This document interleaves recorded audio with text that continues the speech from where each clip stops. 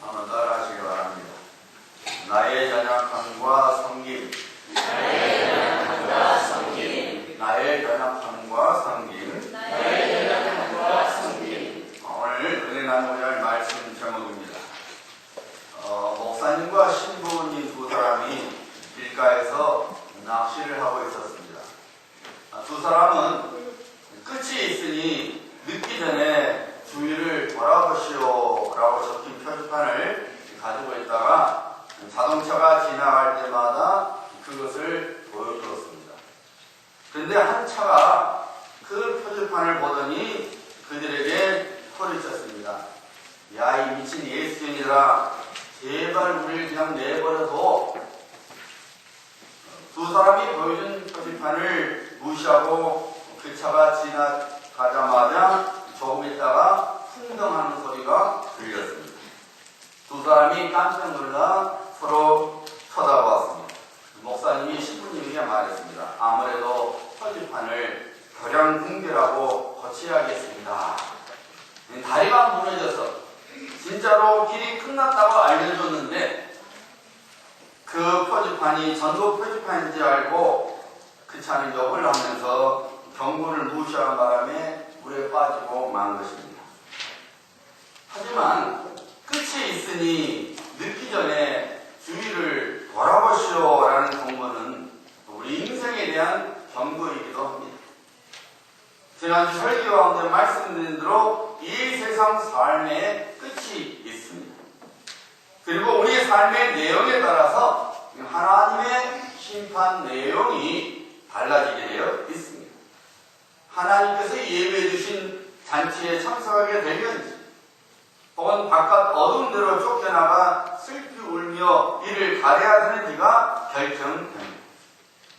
하나님께서는 우리 모두를 그리스도 예수 안에서 하나님의 자녀로 삼아주심은 이 땅 위에서 하나님과 그의 나라를 위해 섬김의 삶을 살도록 하기 위함입니다. 그래서 성도는 이 섬김의 삶을 살아가야 합니다. 우리는 충풍병자를 메고 사람들처럼 협력하여 주님과 주님의 명등교를 섬기는 하나님의 일꾼들이 되어야 합니다. 5달란트와 2달란트를 받은 종들처럼 우리에게 주신 일에 충성하는 성도가 되어야 합니다.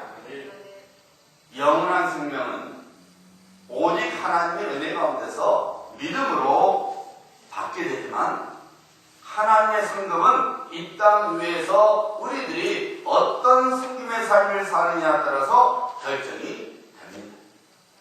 하나님 앞에 설 때에 부끄러운 자, 책망을 받는 자, 그리고 빈손으로 서는 자가 되지 말아야 합니다. 대신에 칭찬을 받는 자, 멸망을 받는 자, 그리고 예비해 주신 상급을 받는 자가 되어야 합니다.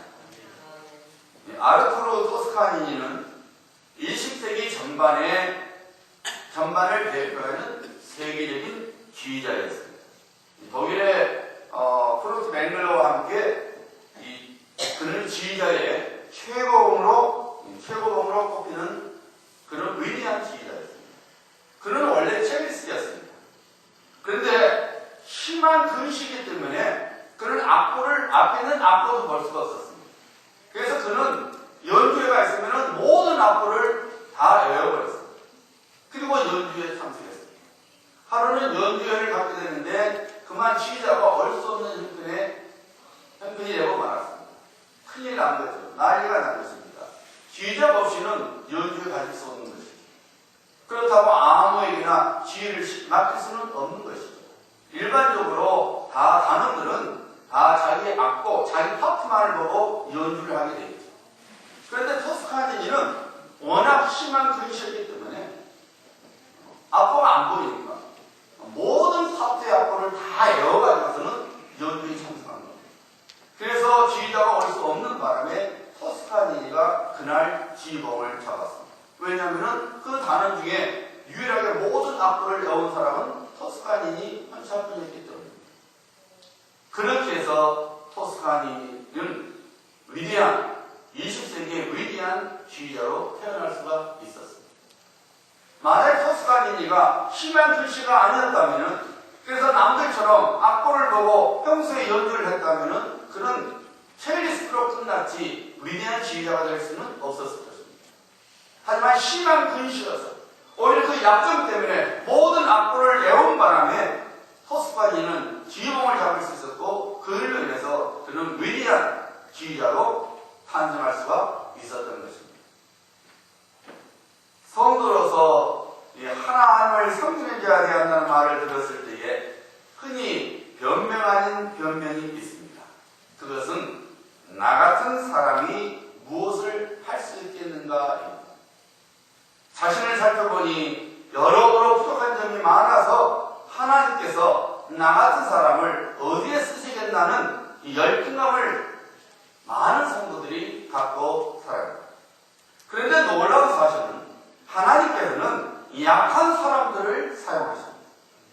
고린도전서 1장 27절과 28절입니다. 하나님께서 세상에 미련한 것들을 택하사 지있는 자들을 부끄럽게 하려 하시고 세상에 약한 것들을 택하사 강한 것들을 부끄럽게 하려 하시고 하나님께서 세상에 천한 것들과 멸시받는 것들과 없는 것들을 택하사 있는 것들을 폐하려 하시나니. 사실 하나님께서는 우리의 약점을 다른 시선으로 바라보십니다. 그래서 이렇게 말씀하시죠. 이는 내 생각이 너희 생각과 다르며 내 길은 너희 길과 다름이니라. 여호와의 말씀이니라. 우리는 하나님께서 우리가 갖고 있는 강점을 사용하실 거라고 생각하지만 실상 하나님께서는 우리의 약점까지도 그의 영광을 위해 사용하시기를 기뻐하십니다. 여러분 성경을 자세히 들여다보세요. 성경 속에 나오는 많은 사람들의 인성을 살펴보세요. 하나님께서는 단 한 번도 자기를 높이는 자 혹은 자기 강점을 자랑하는 자를 사용한 적이 없습니다. 오히려 자신의 약한 것을 인정하고 하나님께 나오는 자를 사용하셨습니다. 그래서 우리 예수님께서 심령이 가난한 자를 첫째 복으로 삼으셨습니다. 하나님께서 믿음의 조상으로 삼아주신 아브라함을 보세요. 그가 완벽한 사람이었습니까? 아니었습니다. 그는 자신의 생명을 위해서 아내를 누이라고 속였던 사람입니다. 아내 사라를 다른 사람의 부인으로 거의 줄 뻔했지 않았습니까? 하나님께서 말씀하셨다면, 아직 않았다면 사라는 남의 부인이 될 뻔했습니다. 모세는 어떻습니까? 그는 처음부터 온전한 사람이었습니까? 아니지. 그는 혈기가 왕성하여 사람을 죽인 살인자였습니다. 기도원 사사는 어떻습니까? 그는 계속해서 하나님 말씀을 의심했습니다. 세 번이나 표적을 구했습니다. 하나님께서는 사람들의 약점을 갖고 있었지만 그럼에도 불구하고 불완전하고 평범한 사람들을 엄청난 일들에 사용하셨습니다. 만약에 하나님께서 완벽한 사람만을 그의 일꾼으로 삼으시고 하셨다면 그 누구도 하나님의 도구로 쓰임받지 못했을 것입니다. 왜냐하면 우리 가운데 그 어느 누구도 약점이 없는 사람은 없기 때문입니다. 사도 바울에게는 목회에 큰 치명타가 될 수 있는 육체의 가시가 있었죠. 일반적으로 말라리아 후유증으로 온 간질이라고 보고 있습니다. 여러분 한번 상상해 보세요. 사도 바울이 설교를 하다가 누군가를 위하여 안수기도 해주다가 혹은 식사를 하다가 그만 갑자기 간질 발작이 일어났다고 생각해 보세요. 그것을 바라보는 사람들에게 그 같은 일이 은혜가 되겠습니까? 하지만 그 같은 약점이 사도 바울이 하나님의 일을 하는데 조금도 방해가 되지 않았습니다. 오히려 그 약점이 하나님의 능력을 가져오는 통로가 되었다고 사도 바울은 간증하고 있지 않습니까? 우리 모두에게는 약점이 있습니다. 이는 과식하거나 혹은 욱하는 성격적인 결함이나 습관을 의미하는 것이 아닙니다. 여기서 말하는 우리의 약점은 우리가 가지고 태어났거나 혹은 바꿀 수 없는 그 무언가를 의미해요. 우리 힘으로 바꿀 수 없는 것. 그것이 육체적인 한계일 수 있습니다. 건강이 원래 낳을 때부터 건강이 좋지 않은 자들이 있어요. 건강하고 싶지만 날부터 몸이 약한 자가 있습니다. 혹은 어떤 비극적인 상처, 트라우마가 있을 수 있어요. 나쁜 기억이 있을 수 있습니다. 혹은 유전적으로 내려오는 감정적인 한계일 수도 있습니다. 혹은 재능이나 지적인 면에서의 한계일 수도 있습니다. 우리들의 한계점을 잘 알고 있기 때문에 이런 결론을 쉽게 내리는 유혹을 받아요. 나는 하나님께 절대로 쓰임받을 수 없어. 나 같은 미련한 자, 머리가 참 둔한데 하나님 쓰시겠어. 내가처럼 이렇게 몸이 연약한데 하나님 쓰시겠어. 나는 이런 깊은 상처가 있는데 하나님이 이런 나를 쓰시겠어? 하면서 그냥 그만 하나님께로 쓰임받을 수 없다는 결론을 내립니다. 그러나 하나님께서는 전혀 다른 결론을 내리십니다. 넌 나의 영광에 거부한다.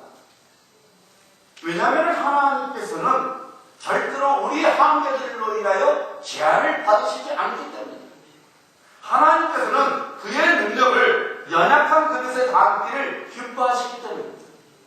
사도 바울이 그와 같은 하나님에 관하여 이렇게 증거했죠. 우리가 이 보배를 질그릇에 가졌습니다. 우리는 질그릇하다는 것입니다. 연약하다는 것입니다. 약하다는 것입니다.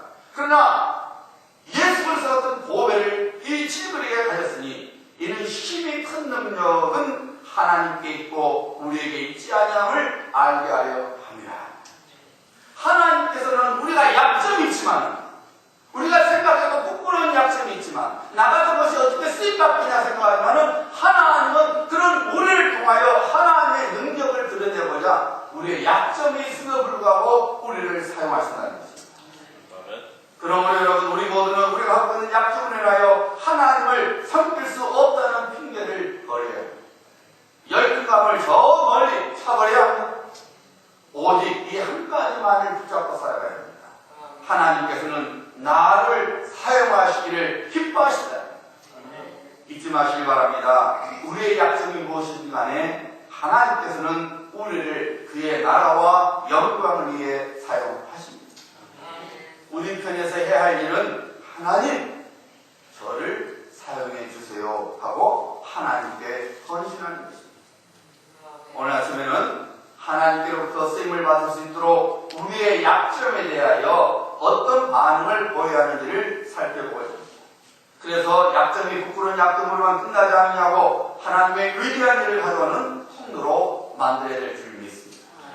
첫째로 여러분, 우리의 약점에 대해서 우리는 어떤 반응을 보여야 되냐, 어떤 생각을 갖고 있어야 되냐, 어떤 삶을 살아야 되냐. 첫째로 자신의 약점을 인정해야 합니다. 우리 자신의 불완전함을 인정해야 합니다. 우리 스스로 대하여 솔직해야 합니다. 없는 것을 있는 척 한다고 해서 우리가 행복해지거나 남들로부터 존경을 받는 것 절대로 아닙니다. 오히려 속만 보여서 더 비참해집니다. 나의 역점에 대하여 부인하거나 핑계를 댈 것이 아니라 오히려 내 약점을 찾아가야 합니다. 내가 어떤 약점이 있는지, 내가 무슨 약점이 있는지를 살펴봐야 돼요. 여러분, 건강한 신앙생활을 위해서는 두 가지 고백이 우리에게 있어야 합니다. 첫째는 주는 그리스도시요 살아계신 하나님의 아들이십니다라는 베드로가 했던 고백입니다. 또 다른 하나는 자신을 신으로 여기고자 했던 누스라 사람들에게 우리도 여러분들과 같은 성경을 가진 사람이라고 고백했던, 사도 바울이 말했던 그 고백이 우리에게 있어야 합니다. 여러분, 우리들이 하나님께로부터 쓰임을 받기를 원한다면, 다르게 말씀드리면 우리들이 하나님을 섬기기를 원한다면 나의 예수님이 누구신지를 분명히 알아야 합니다. 나의 예수님은 나의 주님이시오, 나의 구별한 것을 분명히 알아야 합니다. 동시에 우리가 누구인지 알아야 해요. 하나님은 전능하신 하나님이시오, 우리는 사람에 불과한 사실을 알아야 된다고 말합니다. 우리가 연약한 사람일 수밖에 없는 것을 깨닫게 될 때에 우리는 전능하신 하나님을 의지하게 됩니다. 하나님의 은혜와 도우심을 구하게 되는 것입니다.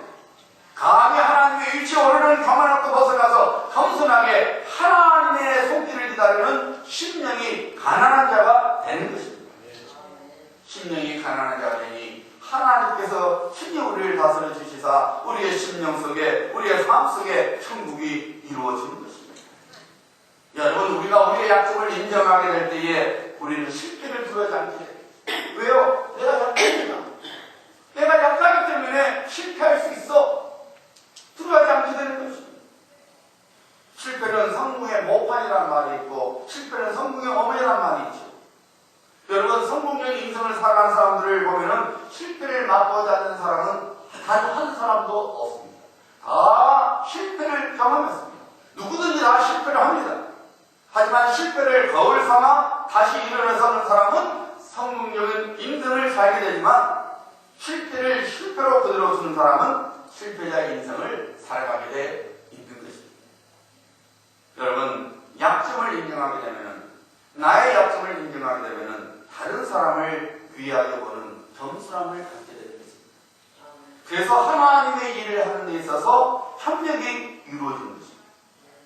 하나님의 일은 혼자 힘으로 이루어지는 것이 아니라 협력을 통해서 이루어지는 것입니다. 그러므로 여러분, 자신의 약점에 대하여 부끄러워하지 말아야 합니다. 감추고자 할 필요 없습니다. 오히려 나의 약점을 하나님께 내려놓아야 합니다. 약점이 있음에도 불구하고 하나님께서 그런 나를 사용하셔서 그 하나님의 일을 이루게 될 때에 그 얼마나 아름다운 간증이 될 수 있겠습니까? 여러분, 자신의 약점을 인정한 자가 행복한 사람, 그리고 행복한 사람이 다른 사람을 행복하게 만듭니다. 억지로 감춰줄 필요 없습니다. 있는 척할 필요 없습니다. 그냥 내 약점 그대로 인정하는 신앙이 하나님으로부터 쓰임받는 인생이 되는 것입니다. 둘째로 자신의 약점에 대하여 만족해야 합니다. 좀 이상하게 들리죠? 어떻게 내 약점을 만족할 수 있겠느냐고요. 여러분, 내 약점을 부끄럽게만 생각하지 말고 자랑스럽게 여겨야 합니다. 사도 바울이 이런 고백했죠. 고린도후서 12장 9절과 10절이죠. 나에게 이르시기를 내가 너에게 족하도다. 이는 내 능력이 약한 데서 온전하여 짐이라 하신다. 그러므로 도리어 크게 기뻐함으로 나의 여러 약한 것들에 대하여 자랑하리니 이는 그리스도의 능력이 내게 머물게 하려 합니다. 그러면 내가 그리스도를 위하여 약한 것들과 능력과 궁핍과 박해와 공고를 기뻐하노니 이는 내가 약할 그때에 강함이라. 약한 것들을 자랑하는 것은 여러분 논리적으로 맞지 않게 됩니다. 그렇지 않습니까? 일반적으로 사람들은 자신의 약점을 부끄러워하고 감추려 들는데 그것들로부터 벗어나고자 합니다. 절대로 그것들을 자랑할 수 있거나 만족할 수 없어요. 사도 바울도 처음엔 그랬습니다. 그래서 3번이나 반구했습니다. 간절히 기도했다는 거예요. 하지만 사도 바울은 기도를 통해서 한 가지 진리를 깨닫게 되었죠. 그것은 나의 약점도 하나님께서 허락하신 거구나 라는 깨달음이 있습니다. 여러분, 나의 약점을 만족하는 것은 나에 대한 하나님의 선하심을 믿는 믿음의 표현입니다. 그것은 마치 하나님께서 저를 사랑하십니다. 제가 믿습니다. 그리고 제게 무엇이 제일 좋은지를 잘 아시고 그것을 제게 주셨음을 믿습니다 하고 고백한 것과 같다고 말합니다. 하나님이 나를 사랑하셔서 내 약점도 주셨다면 하나님이 나를 사랑하시기 때문에 이 약점도 내게 귀하기 때문에 주셨다고 믿어지는 것입니다. 사도 바울은 약점을 만족하게 된 이유를 밝히고 있죠. 하나는 약점으로 인하여 하나님을 의존할 수 있기 때문이라는 것이죠. 사도 바울은 처음에는 약점이 수치인 줄 알고 없애달라고 기도했습니다. 그런데 알고 봤더니 자신의 약점으로 인하여 하나님을 전적으로 의존하게 되고 그래서 하나님의 능력이 자기로부터 나오는 것을 보게 되었습니다. 그래서 그가 뭐라고 고백했습니까? 내가 약할 그때에 곧 강함이다. 자신의 연약함 때문에 자기의 약점 때문에 자신을 의지하냐고 자신을 바라보지 않냐고 하나님을 의지했더니 하나님의 능력이 그런 자기로부터 나오더라는 것입니다. 내가 약할 그때에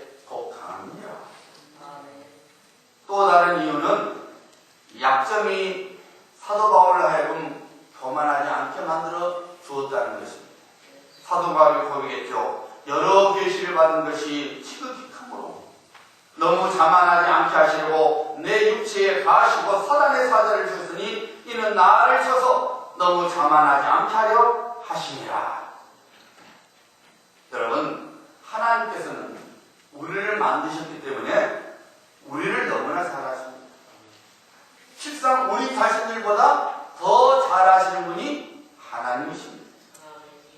우리는 너무나 자주 하나님보다 앞서 나가거든요. 서무당이 사람을 죽인다는 말이 있죠. 어설픈 지식을 가진 사람이 문제를 일으키는데 아예 모르거나 혹은 그 방면의 전문가는 오히려 말이 없죠. 그래서 전문가는 운다란 말이 있어요. 그냥 웃고 있을 뿐이에요. 그런데 조금밖에 모르는 사람이 마치 모든 것을 아는 사람처럼 설쳐졌죠. 그래서 남대문에 가보지 않는 사람이 남대문에 가는 사람보다 더 목소리가 커요. 그래서 망신을 당해야만 그때서야 코를 감춥니다. 하나님께서는 우리들이 앞서 나가는 것을 방지하기 위해서 우리의 강점에다가 약점을 덧붙여 놓으십니다. 우리 하나님께서는 교만한 자를 미워하시고 겸손한 자를 사랑하십니다. 그래서 하나님께서는 우리가 하나님 앞에 교만한 자 되지 않기를 간절히 소원하십니다. 하나님 앞에 겸손한 자가 되어서 그의 사랑 받고 살기를 원하십니다. 그가 주시는 은혜와 복을 받는 삶을 살기를 원하십니다.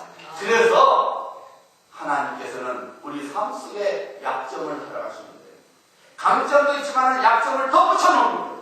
그래서 너는 거만하지 말고 겸손하게 나만 바라보라. 그래서 내가 주는 은혜와 복으로 살아가라는 것입니다. 나의 사랑을 입으며 살아가라는 것입니다. 여러분이 오하이공 단에 건너면 그 제퍼슨 길에 그 코리엔즈 치약 공장 시계가 있고 보일 겁니다. 공장 문 닫은 일은 굉장히 오래됐습니다. 공장 가동되는 거 아니에요. 제가 어느 날 골프 운동을 하다가 한 미국 사람과 같이 하게 됐는데 알고 보니까 그분이 그 제퍼슨빌 콜게트 공장이 가동되었을 때의 총 책임자였더라고요.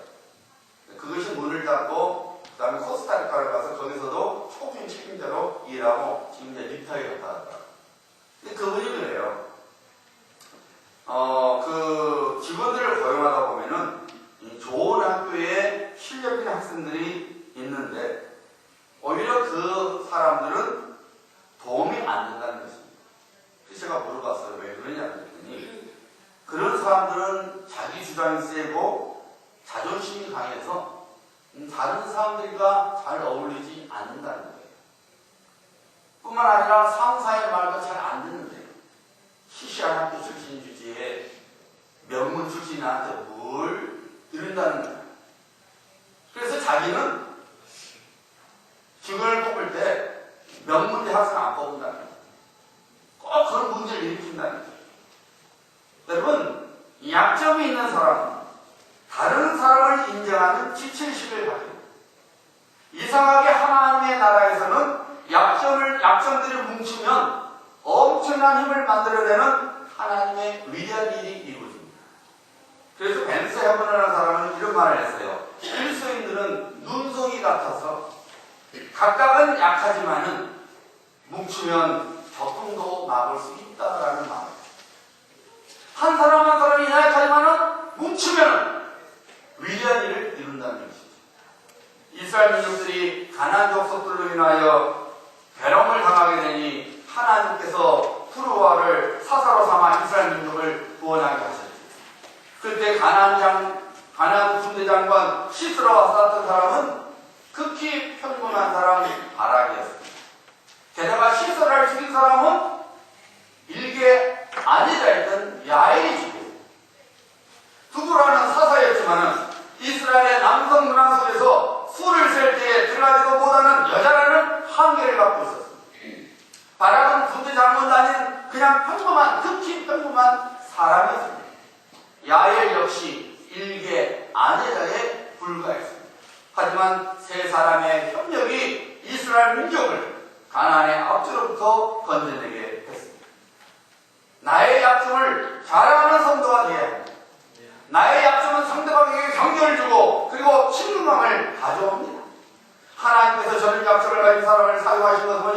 나도 쓰임받을 수 있겠구나 하는 자신감을 심어주어서 하나님의 일을 하도록 만들어주는 것입니다. 하나님께서 내게 약점이 주셨다면 그것도 하나님의 선하신 가운데서 주어진 것을 믿어야 됩니다.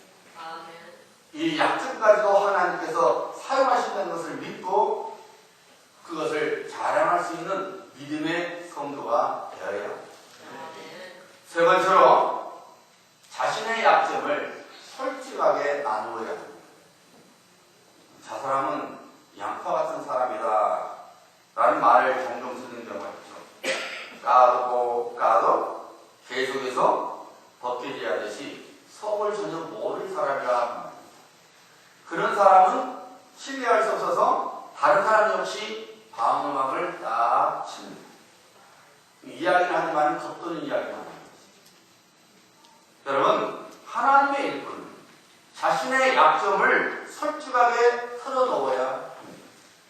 사도 바울을 보십시오.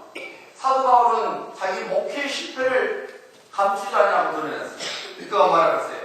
내가 원하는 바 선은 하지 않냐고 도리어 원치 않는 바 악은 행하는 것. 자기 신앙의 실패를 얘기합니다. 나는 선을 행하고 싶지만은 내가 악을 행했다는 것입니다. 사도 바울은 또한 자기의 가능성을 조금 더 숨기지 않았습니다. 고린도인들아, 너희를 향하여 우리의 입이 열리고 우리의 마음이 넓어졌으니, 이 말이 무슨 말이냐면 사도 바울은 그가 품은 모든 감정을 고스란히 고린도 교회 성도들에게 다 내려놨다는 말입니다. 감정을 숨기지 않았습니다. 그들은 다 드러냈습니다. 심지어 사도 바울은 자기의 이 좌절도 숨기지 않았습니다. 그가 말했습니까? 형제들아, 우리가 아시아에서 당한 환난을 너희가 알고 못하기를 원치 않으니 힘이 지나도록 심한 고생을 받아 살 소망까지 끊었니.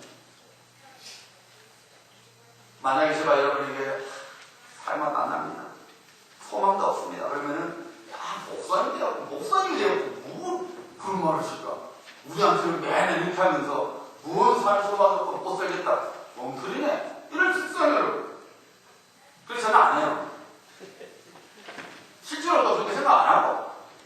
근데 사도 바울이 자기의 솔직한 그 목표의 자질을 이야기해요. 살 소망까지 끊어진 거야. 내가 너희들에게 다 드러냈다. 심지어 사도 바울은 두려움을 감추지 않았습니다. 내가 너희 가운데 거할 때에 약하며 두려워하며 떨어오느라. 사도 바울은 자신의 약점을 감추지 않았어요. 오히려 자기가 세운 교회들에게 자신의 약점을 고스란히 드러냈습니다. 왜 그랬을 것 같아요? 동정을 받고 싶어서요? 불쌍히 여김을 받고 싶어서요? 아니죠. 사도 바울은 절대로 사람의 얼굴을 구하지 않는 하나님의 사람이었습니다. 사도 바울은 사람들의 아부, 근거 구하지 않았습니다. 철저하게 예수님만 바라봤던 사람입니다. 동정을 구하려고 자기 모든 부끄러움을, 약점을 이야기한 거 아닙니다. 그러면 자신을 비하한 겁니까? 아니지요. 그는 늘 사도로 부르심을 입은 자기 자신에 대하여 자긍심을 갖고 있었습니다. 그러면 왜 사도 바울이 자기의 모든 약점들을 고스란히 드러낸 것입니까? 하나님의 일 때문이었습니다. 자기같이 연약한 자를, 자기처럼 약점이 있지만 하나님께서 사도로 사용하시는 것처럼 너희들도 하나님 앞에 쓰임을 받을 수 있다는 그 확신을 주기 위해서 사도 바울은 자신의 약점을 솔직하게 다 드러낸 것입니다. 여러분, 상처는 상처를 치료한다는 말이 있지. 그래서 한문으로 동병상련이라는 말이 있습니다. 같은 병을 가진 사람이 그 병을 가진 사람을 위하게 된다는 것이죠. 자식으로 인해서 아픔을 겪어본 사람은 같은 아픔을 가진 사람에게 위로가 됩니다. 한 번도 자식 때문에 속상해보지 않은 사람은 자식 때문에 속상한 사람들에게 위로가 안 돼요. 물론 위로 말을 한다 하지만은 공감이 안 되거든요. 근데 상처를 입은, 자식 때문에 상처를 입은 사람은 알아요. 그 상처가 어떤 건지. 그러니까 위로가 되는 거예요. 여러분, 재정적으로 문제를 당해본 사람은 그 재정적 문제를 당한 사람에게 위로가 돼요. 여러분, 재정적 문제를 안 겪어본 사람은 어떻게 해요, 여러분? 김정은이가 스위스에서 유학을 했을 때에, 좋은 걸 많이 먹었다 그래요. 자기 나라에 오니까 쌀이 없다 그러니까, 쌀이 없으면은 치즈 먹으라 그랬잖아. 어쨌거나. 모르니까. 우리 뭐 어떤 목사님 때, 제가 아는 목사님 딸도 그래. 야, 이제 양인수가 아빠가 입안했을 때는 먹을 음식도 없었다. 쌀도 없어서 밖에 굶어서 그랬더니 딸이 그래요. 아빠 라면 먹으면 됐지. 그때 나 여기가 있어 쌀도 없는데. 여러분 모르면 위로가 안 돼. 그걸 겪어본 사람만 알고 있어. 그 사람을 이해하게 돼. 그래서 상처를 치유한다는 말이 있는 거예요.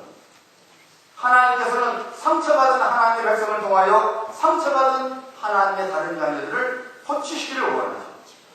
무엇보다도 하나님이신 예수 그리스도께서 사람으로 오셔서 사람이 당하는 모든 일들을 친히 겪으시지 않았습니까? 우리가 당하는 모든 인생의 아픔과 고통을 친히 겪으셨습니다. 그래서 우리 예수님을 가리켜서 상처받은 치유자라는 말을 사용합니다. 우리 예수님께서 사람으로 오셔서 인생의 모든 상처를 경험하셔서 상처 입은 우리를 치유해 주십니다. 허드슨 테일러 선교사님은 이런 말을 남겼습니다. 모든 하나님의 거인들은 약한 사람들이었다. 교만함은 사람들을 나로부터 몰아내지만 정직함과 겸손함은 사람을 끌어들입니다. 그리고 나의 약함이 친밀함을 가져옵니다. 바로 이런 점들 때문에 하나님께서는 우리의 강점이 아닌 약점을 사용하시는 것입니다. 우리들은 이런 성향을 갖고 있죠. 다른 사람의 강점을 보면은 좌절합니다. 감히 올라가지 못할 나무라고 생각해봅니다. 저 사람은 참 좋겠다. 하지만 난 그렇게 하지 못할 거야 라고 생각해요. 하지만 분명히 약점을 갖고 있음에도 불구하고 멋진 인생을 살아가면 우리는 용기를 얻죠. 저런 사람도 하는 거 보니까 나도 할 수 있겠구나. 하나님은 저런 분을 사용하시는 거 보니까 나도 쓰임 받겠구나 라는 용기를 갖게 됩니다. 하나님의 일꾼으로 부르심을 입은 성도님들, 나의 약점은 부끄러운 죄가 아닙니다. 오히려 하나님이 나를 쓰시는 통로요 도구입니다. 그러므로 나의 약점들을 인하여 섬김의 자리로부터 도망치지 말아야 합니다. 대신에 나의 약점들을 하나님께서 사용하시도록 하나님께 내려놓아야 합니다. 그의 궁일하심을 구하고 선하심을 구해야 합니다. 하나님께서는 약점을 가진 자를 사용하셔서 그의 놀라운 구원을 가져오십니다. 모세는 불같은 성격의 약점을 갖고 있었습니다.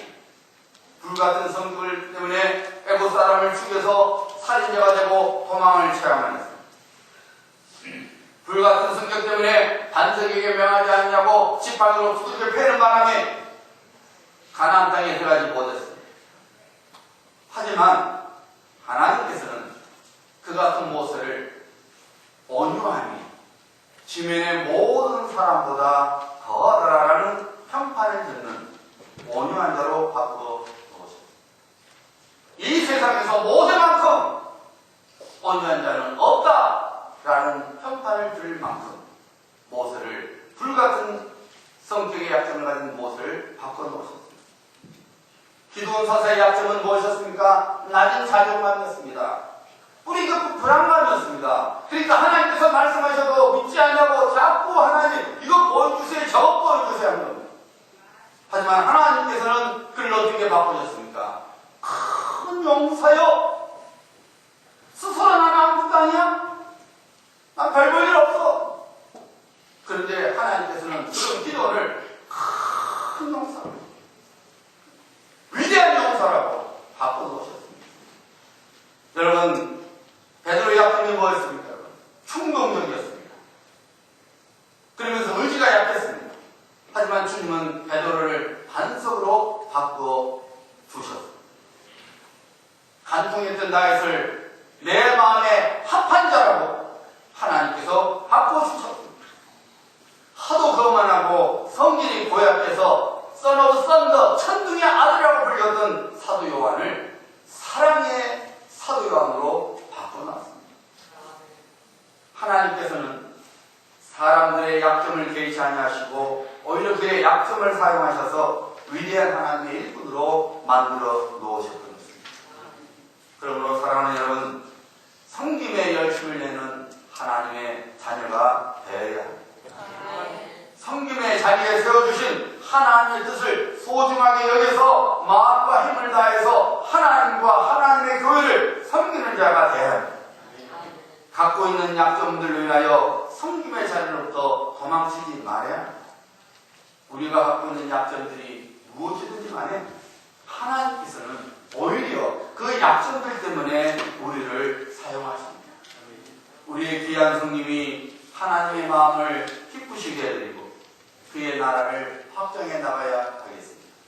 동시에 기도 앞에 서는 날 상급을 받는 통로가 되어야 합니다.